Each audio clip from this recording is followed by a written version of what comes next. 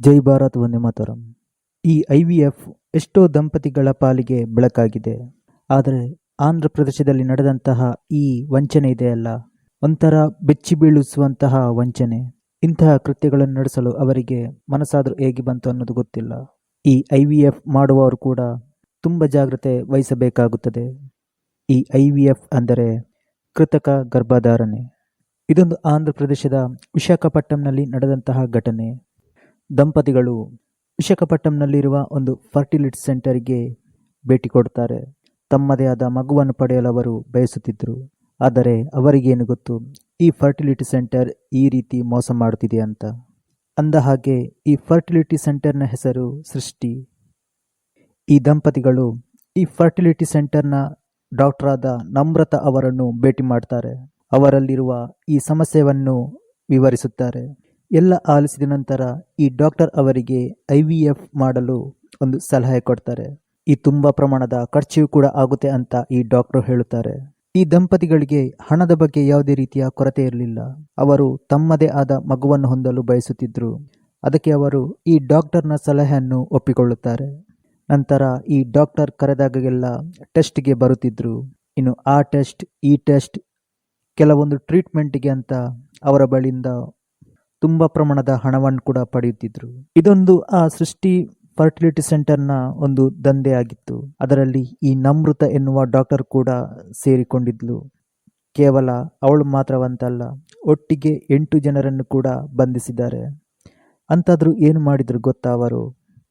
ಅಲ್ಲಿಗೆ ಬಂದಂತಹ ಈ ನೊಂದ ದಂಪತಿಗಳೇ ಅವಳ ಮುಖ್ಯ ಟಾರ್ಗೆಟ್. ಅವಳು ಟ್ರೀಟ್ಮೆಂಟ್ ಹೆಸರಲ್ಲಿ ತುಂಬ ಪ್ರಮಾಣದ ಹಣ ದೋಚುತ್ತಿದ್ಲು. ಆದರೆ ನಿಜವಾಗಿ ಅವಳು ಟ್ರೀಟ್ಮೆಂಟ್ ಮಾಡುತ್ತಿರಲಿಲ್ಲ.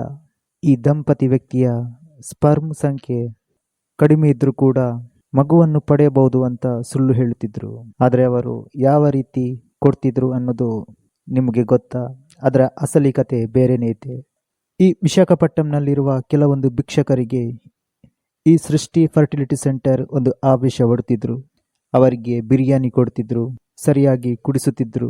ಅವರಲ್ಲಿರುವ ಈ ಸ್ಪರ್ಮ್ ತೆಗೆದು ಅಸ್ಸಾಂನಲ್ಲಿರುವ ಈ ಬುಡಕಟ್ಟು ಮಹಿಳೆಯರ ಮುಖಾಂತರ ಮಗುವನ್ನು ಪಡೆಯುತ್ತಿದ್ದರು. ಈ ಬುಡಕಟ್ಟು ಮಹಿಳೆಯರಿಗೆ ಕೂಡ ಇವರು ಆಸೆ ತೋರಿಸುತ್ತಿದ್ದರು, ಆಮಿಷ ಒಡ್ಡುತ್ತಿದ್ದರು. ಅವರಿಗೆ ಸ್ವಲ್ಪ ಪ್ರಮಾಣದ ಹಣವನ್ನು ಕೊಡುತ್ತಿದ್ದರು. ಅವರು ಈ ತರದ ದಂಧೆ ಮಾಡುತ್ತಿದ್ದರು. ಆದರೆ ಇಲ್ಲಿ ವಿಷಯವೇನಪ್ಪ ಅಂದ್ರೆ, ಈ ದಂಪತಿಗಳಿಗೆ ಈ ಮಗುವಿನ ಬಗ್ಗೆ ಒಂದು ಅನುಮಾನ ಮೂಡಲು ಶುರುವಾಗುತ್ತೆ. ಯಾಕೆಂದ್ರೆ ಈ ಮಗು ಅವರ ಹೋಲಿಕೆಯನ್ನು ಹೊಂದಿರುವುದಿಲ್ಲ. ಮತ್ತೊಂದು ಕಡೆ ಈ IVF ಫರ್ಟಿಲಿಟಿ ಸೆಂಟರ್ ಏನಿದೆ, ಈ DNA ರಿಪೋರ್ಟ್ಗಳು ಕೂಡ ಕೊಟ್ಟಿರುವುದಿಲ್ಲ. ಇದರ ಬಗ್ಗೆ ಒಂದು ಅನುಮಾನ ಮೂಡುತ್ತೆ. ಆಗ ಅವರು ಏನು ಮಾಡ್ತಾರೆ ಅಂದರೆ, ಬೇರೆ ಒಂದು ಸೆಂಟರ್ಗೆ ಹೋಗಿ DNA ಟೆಸ್ಟ್ ಮಾಡ್ತಾರೆ. ಆಗ ರಿಪೋರ್ಟ್ ಬಂದಾಗ ಅವರು ಕೂಡ ಶಾಕ್ ಆಗಿದ್ದಾರೆ. ಅಂದರೆ ಆ ಮಗು ಅವರದಲ್ಲ ಅಂತ ರಿಪೋರ್ಟ್ ಬಂದಿದೆ. ಈ ಒಂದು ವಂಚನೆ ಆದಾಗ ತಕ್ಷಣ ಅವರು ಪೊಲೀಸ್ ಸ್ಟೇಷನ್ನಲ್ಲಿ ಕಂಪ್ಲೇಂಟ್ ಮಾಡ್ತಾರೆ. ನಂತರ ತನಿಖೆ ಕೈಗೊಂಡ ಈ ಪೊಲೀಸರು ಈ ಒಂದು ದೊಡ್ಡ ಸ್ಕ್ಯಾಮ್ ಬಯಲಾಗಿದೆ. ಆದರೆ ಇಲ್ಲಿ ಕೆಲವರು ಡಾಕ್ಟರ್ಗಳೇ ಶಾಮೀಲಾಗಿದ್ದಾರೆ. ಈ ವಿಚಾರದ ಬಗ್ಗೆ ಇಲ್ಲಿವರೆಗೆ ಸುಮಾರು 10 ಜನರನ್ನು ಅರೆಸ್ಟ್ ಮಾಡಲಾಗಿದೆ. ಈ ರೀತಿಯ ವಂಚನೆ ಅವರು ತುಂಬ ಜನರಿಗೆ ಮಾಡಿದ್ದಾರೆ.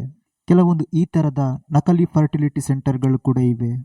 ಅದರ ಬಗ್ಗೆ ಎಚ್ಚರಿಕೆ ವಹಿಸುವುದು ಕೂಡ ಅಗತ್ಯ.